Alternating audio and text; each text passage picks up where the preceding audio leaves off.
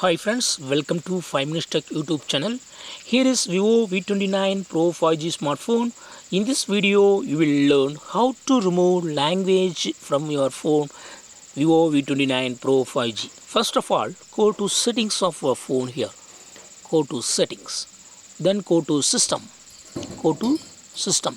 Then go to languages and input. And here click on languages, and here you will be seeing what are all the languages that you have already added. Okay, here I have added two more languages to the English language. Okay, by default English language will be available. Not only default. Default means while you are setting up your phone, what language you choose, that will be the default language. Okay, so here I have used default language English United States, and after that I have added these two languages, okay, Tamil and this Arabic languages. So here now I would like to keep only English language to my phone, so I have to remove these two languages. Okay, so how to remove?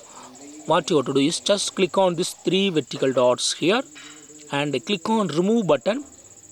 Click on remove button and select the language or languages to be removed.